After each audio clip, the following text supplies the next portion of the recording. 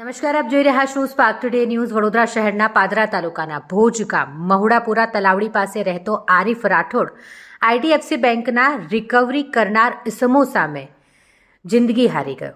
આરીફ રાઠોડે પોતાના મિત્ર સલીમ વાઘેલાને આઈડીએફસીમાંથી લોન અપાવી હતી. ત્યારબાદ સલીમ વાઘેલા દ્વારા આઈડીએફસી બેંકના હપ્તા ન ભરતા બેંકના રિકવરી કરનાર ઇસમો દ્વારા આરીફ રાઠોડને ધાકધમકી આપવામાં આવી, જેને લઈને 26 જાન્યુઆરીના રોજ આરીફ રાઠોડે પોતાના ઘરમાં ઝેરી દવા ગટગટાવીને જીવન ટૂંકાવવાની કોશિશ કરી હતી, જેની ફરિયાદ વડુ પોલીસ સ્ટેશનમાં થઈ હતી. પરિવારજનોને ખબર પડતા તાત્કાલિક ધોરણે આરીફ રાઠોડને ખાનગી હોસ્પિટલમાં દાખલ કરવામાં આવ્યો.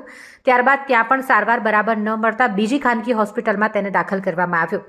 ત્યાં તબીબો દ્વારા આરીફ રાઠોડની તબિયત ન સુધરતા તેને એસએસજી હોસ્પિટલમાં રેફર કરી દેવામાં આવ્યો. આજે ટૂંકી સારવાર બાદ તેનું મોત નીપજ્યું છે. પરિવારના આક્ષેપ છે કે બેંકના રિકવરી મેન અને તેના મિત્ર સલીમ વાઘેલા સામે કડકમાં કડક સજા થાય, કારણ કે તેઓ દ્વારા જે રીતે માનસિક રીતે તેને હેરાન કરવામાં આવ્યું તેનાથી જ કંટાળી જઈને તેના દ્વારા ઝેરી દવા ગટગટાવીને જીવન ટૂંકાવવાનો પ્રયાસ કરવામાં આવ્યો હતો. માટે પરિવારના સભ્યો આ તમામ સામે કાર્યવાહી થાય તેવી માંગ કરી રહ્યા છે. બનાવ એવો બનેલો સાહેબ કે પાદરા તાલુકાનું ભોજ ગામથી આપણે જઈએ એટલે ભોજ રેલવે સ્ટેશન આવે મહુડાપુરો. હવે ત્યાં આગળ બનાવ એવો બન્યો કે એક સલીમભાઈ રસુલભાઈ વાઘેલા રહે છે. હવે રહે છે એટલે એ ભાઈ મારા ભાઈને નોકરી લઈ ગયો અને 15 દિવસ નોકરી કરી એની સાથે. એટલે એને એવું કીધું કે સલીમે એવું કીધું કે આરીફ તારું સિવિલ સારું છે એટલે તું મને લોન લઈ આપ, હું ભરી દઈશ. હવે લોન ભરી દઈશ એવું કીધું. પછી આ ભાઈએ લોન ભરી ના, સલીમે આરીફના નામ પર લોન લીધી, લોન ભરી બી નથી. એટલે 2-3 મહિના થઈ ગયા એટલે પેલા 2-4 હપ્તા ભેગા થયા એટલે સાહેબો ઘેર આવ્યા. હવે આઈડીએફસીના સાહેબો ઘેર આવ્યા, બરાબર, લોન જ લીધી. આઈડીએફસીના સાહેબો ઘેર આવ્યા પછી એમના એક ભાઈ હનીફભાઈનું ફોન આવે છે કે આરીફ તું અહીં કૂવા પર આવતો રહે, બરાબર. પેલા સાહેબો આવ્યા છે એટલે સલીમભાઈને ને આઈડીએફસીવાળા સાહેબોની સાથે કંઈક બોલાચાલી થઈ છે એવું મને જાણવા મળ્યું છે. એટલે પાક્કી જ વાત છે, એના ભય જ કીધું છે. એટલે બંને બબાલ કરતા હતા. એટલે પેલા સલીમે એવું કીધું કે હપ્તો નહીં ભરું, તારાથી થાય તો લેજે, એવું આઈડીએફસીના સાહેબોને સલીમ બોલેલો.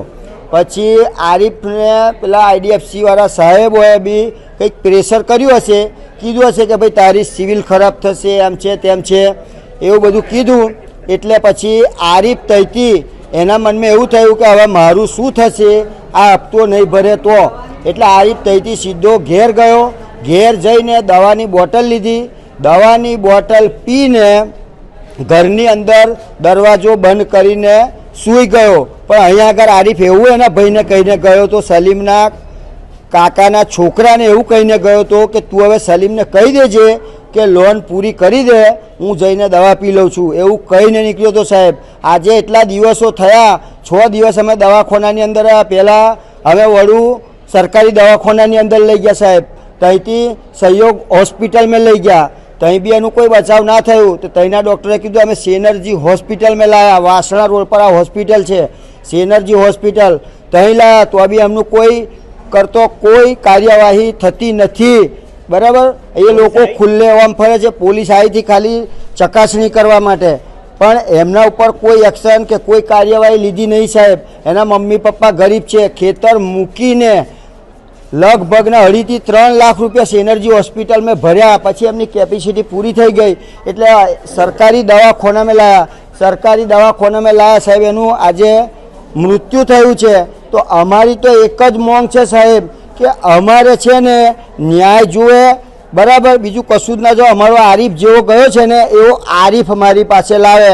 આજે એટલી મુસીબત થઈ તોય એ લોકો હજુ એવું કહે છે કે તમારાથી ફાવે તોડી લેજો. તો એમની પહોંચ કેટલી હશે એ મારે જાણવું છે.